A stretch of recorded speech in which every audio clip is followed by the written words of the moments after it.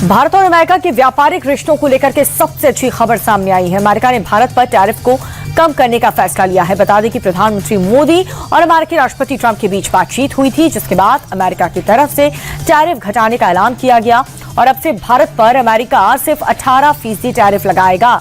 इससे पहले अमेरिका ने भारत पर 25% टैरिफ लगाया था और इस फैसले के बाद डोनाल्ड ट्रंप ने पीएम मोदी को अच्छा दोस्त बताया और कहा कि वो दुनिया में सबसे सम्मानित और शक्तिशाली नेता हैं। ममता बनर्जी ने मुख्य चुनाव आयुक्त ज्ञानेश कुमार से मुलाकात की और इसके बाद मीडिया के सामने आकर के उन्होंने बीजेपी और चुनाव आयोग पर धावा बोला। ममता ने कहा कि इलेक्शन कमीशन बीजेपी का आईटी सेल बन चुका है।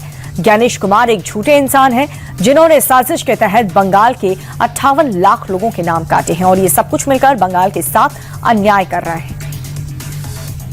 ममता बनर्जी ने चुनाव आयुक्त के साथ मीटिंग को बीच में ही छोड़ दिया था और उनका आरोप यह था कि मीटिंग के दौरान सीसी ने उनकी बातों को नजरअंदाज किया।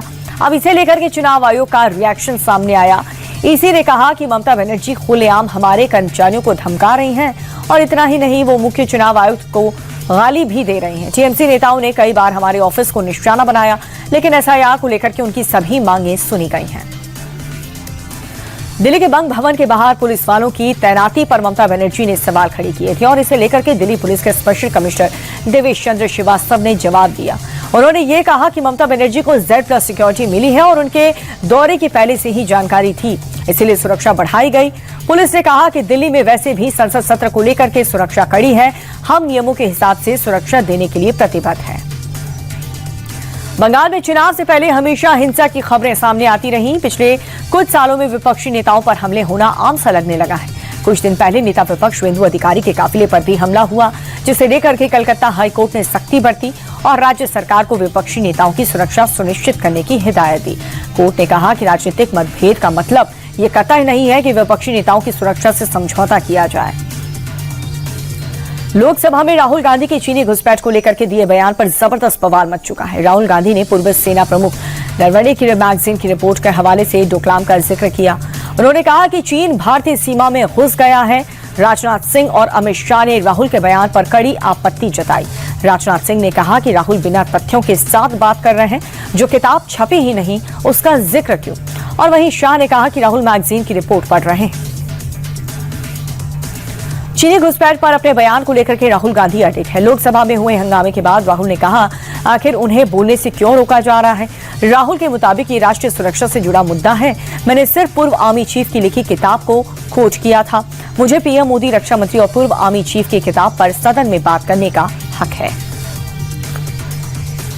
सोनम वांगचुक की रिहाई को लेकर के सुप्रीम कोर्ट में सुनवाई हुई और इस दौरान सरकार ने कहा कि वांगचुक ने अपनी भड़काऊ भाषण के जरिए देश को तोड़ने की साजिश रची और इसीलिए एनएसए लगाना सही है।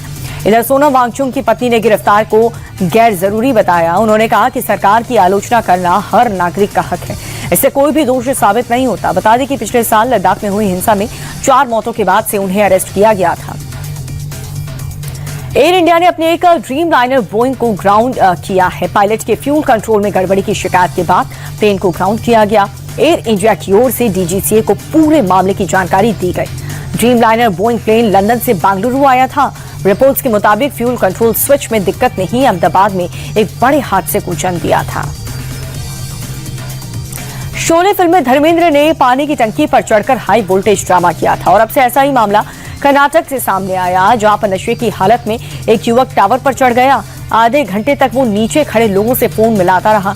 कभी वो सेल्फी लेता है तो कभी हाई वोल्टेज ड्रामा करता है।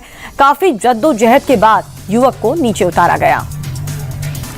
गुजरात से एक वीडियो सामने आया जो कि आपके दांतों तले उंगली चबाने पर मजबूर कर देगा। वीडियो धारी अमरेली हाईवे का है, जहां पर सड़क पर जंगल का राजा खुलेआम घूम रहा है। 1, 2 या फिर 3 नहीं, पूरे 11 शेरों की फौज सड़क पार कर रही है। वीडियो में वन विभाग के 2 लोग भी नजर आ रहे हैं। शेर की चहलकदमी का ये वीडियो इंटरनेट पर सुर्खियां बटोर रहा है। फरवरी के महीने में भी दिल्ली में जबरदस्त ठंड पड़ रही है। पहाड़ों पर जारी बर्फबारी के बीच दिल्ली का पारा लगातार लुढ़क रहा है। बीते 2 दिनों में ठंड ने 4 साल का रिकॉर्ड। कई जगहों पर न्यूनतम पारा 4 डिग्री तक रहा।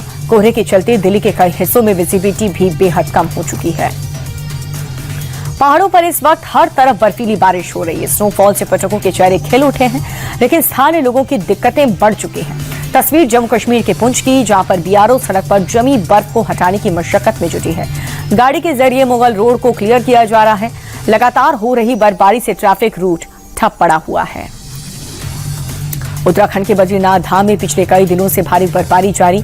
दिन भर रुक रुक कर हुई बर्फबारी से धाम क्षेत्र में 2 फीट तक बर्फ जम गई।